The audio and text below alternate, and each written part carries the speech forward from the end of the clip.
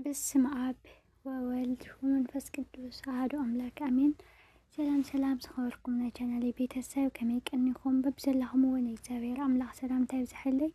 እንኳዕ ንወርሓዊ በዓል ጎይታና መድሓኒና ኢየሱስ ክርስቶስ ብሰላም ብጥዕና ፀሕና ልማዓንቲ ሒዘልኩም ዝመጻኹ ድማ ናይ ዕለት 27 ጥቅምቲ ስንክሳር እዩ። ሓቢርኩም ንምሳይ ክጽንሑ ብትሕትና ይላቡ።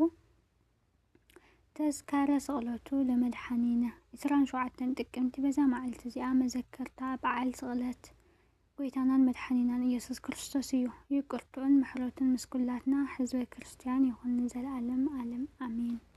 ዓርኬ ሰላም ለፈያታዊ ዘቀደሶ ሃገረ ጽጌ የአሃዝ ምስለ ጻድቃን በተዋርሶ ተዘከረኒ ክርስቶስ አመት መጽእ ለተዋቅሶ በእንተ መቃርስ ጻድቅ እንተ መጦ ነፍሶ ወበበትረ መስቀል ዘይዘብጥ ርእሶ። ቅዱስ መቃርስ ብፁዓዊ ካብኡ እውን በዛ መዓልቲ እዚኣ ኤጲስቆጶስ አገረ ቃው ቅዱስ መቃርስ ብፁዓዊ ብሰማዕትነት አረፈ።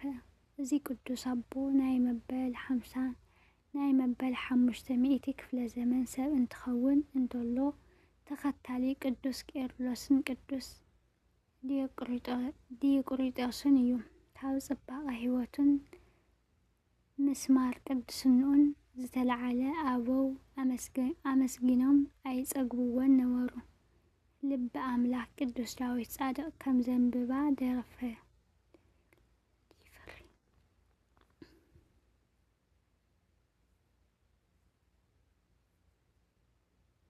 ከም ዝግባ ይፈሪ ከም ዝበሎ መዝሙረ ዳዊት 91 ከምኡ እውን ወይ ይኸውን ከመ ዕፅ እንተትክል ተሃበ መሃዘማይ መዝሙረ ዳዊት ከም ዝበሎ ቅዱስ መቃርስ ብጣዕሚ ብዙሕ ትሩፋት አፍረየ። ቅድሚ ኩሉ ኣብ በረኻ ነባሪ ካብ ዝኾነሉ መዓልቲ ጀሚሩ ስለ ፍቕሪ ጎይታ ንብዓቱ ከም ዛራ እናፈሰሰ ንርእሱ ብዘንጊ ሓፂን ይወቕዖ ነበረ።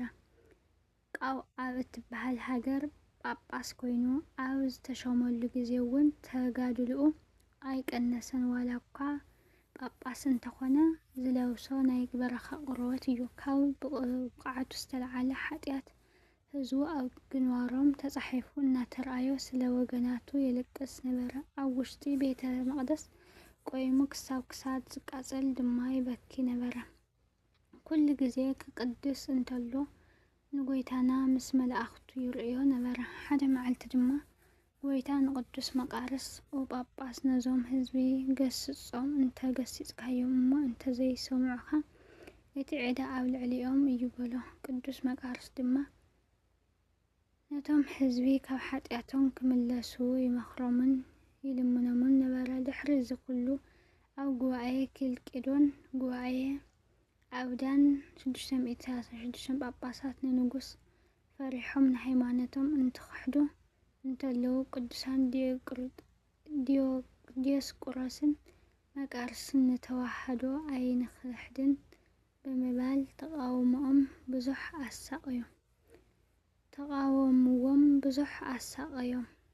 አሳቀዩ ድማ ናብ ደሴት ጋግራ አሳደዶም።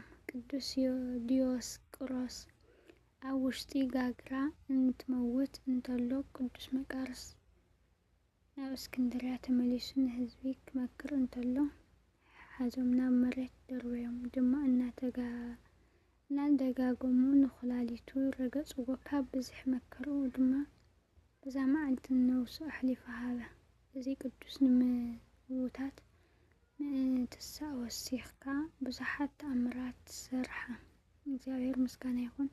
ኣነ እውን ብጸሎት እዚ ቅዱስ አባይ መሐረና በረከቱ ምሳና ተሓሉን ዘለዓለም ዓለም አሜን። ዓርኬ ሰላም እብል በልሳኒ ድህንፃ መሰንቆ መዝሙር ዘያስተፌስ ድምፃ ለመፍቀሬ ጽድቅ መቃርስ ዘትጸልእ ግብረ አመፃ እደ ገሲጸከ ሰው አንበርካ በገጻ ብእሲ ተመኮንን ሃይወት ወነጽሓት ለምጻ። ካብኡውን በዛ መዓልቲ እዚኣ ናይ ጳውሎስ ዘጾማትን ዮልያኖስን ሰዓቶም ዝኾኑ ሰማዕታትን መዘከርቶም እዩ። ንእግዚአብሔር ምስጋና ይኹን። ኣነ እውን ብጸሎት ዞም ቅዱሳን ይምሓረና ዘለዓለመ ዓለም